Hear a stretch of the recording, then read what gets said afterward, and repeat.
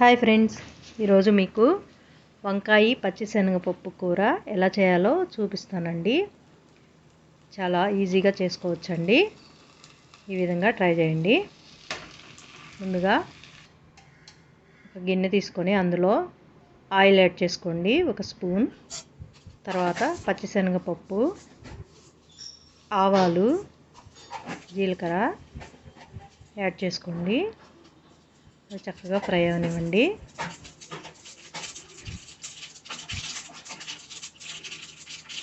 ఈ ఫ్రై అయినాక ఇప్పుడు ఒక ఆనియన్, 2 పచ్చిమిర్చి ముక్కలుగా కట్ చేసుకొని యాడ్ చేసుకొని ఫ్రై చేసుకోండి.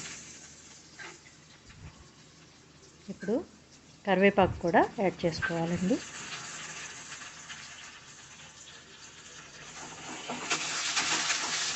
చక్కగా ఫ్రై చేసుకోండి. తర్వాత పసుపు కూడా యాడ్ చేసుకోండి, ఒక 1/2 స్పూన్ అయితే సరిపోతుంది.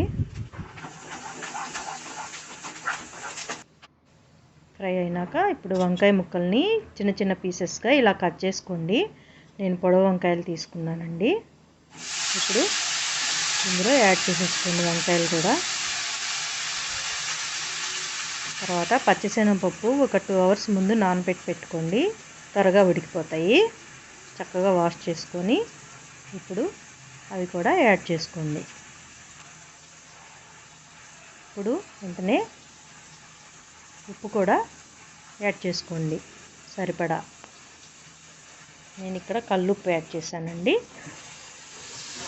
కావాలంటే సాల్ట్ కూడా యాడ్ చేసుకోవచ్చు. చక్కగా మిక్స్ చేసుకోండి. ఇప్పుడు అల్లం వెల్లుల్లి పేస్ట్ కూడా 1 స్పూను యాడ్ చేసుకోండి. ఇప్పుడు ఇవి చక్కగా ఉడకాలంటే ఒక 1/2 కప్పు వాటర్ కూడా యాడ్ చేసుకొని చక్కగా మిక్స్ చేసుకోండి మొత్తం. ఇప్పుడు ఒక మూత పెట్టేసుకొని స్టవ్ని లో ఫ్లేమ్లో పెట్టుకొని చక్కగా మగ్గనివ్వండి. చూడండి, ఇప్పుడు ఈ టైంలో టమాటో కూడా యాడ్ చేసుకోండి. ఒక టమాటో చిన్న చిన్న పీసెస్గా కట్ చేసుకున్నాను, అది కూడా యాడ్ చేసుకోండి. టమోటా సాఫ్ట్గా ఉడికేటట్టు ఉడికించుకోండి మూత పెట్టి.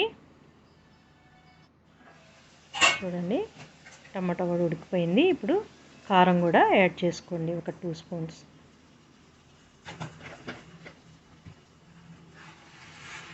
చక్కగా ఇవన్నీ మిక్స్ చేసుకోండి.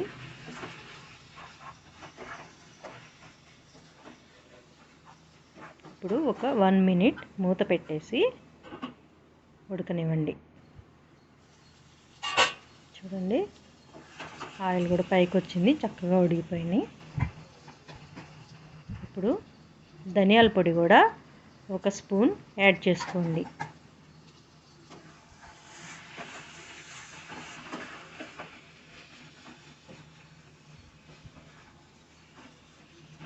ఇప్పుడు లాస్ట్లో మనము కొత్తిమీర కూడా యాడ్ చేసుకోవాలి.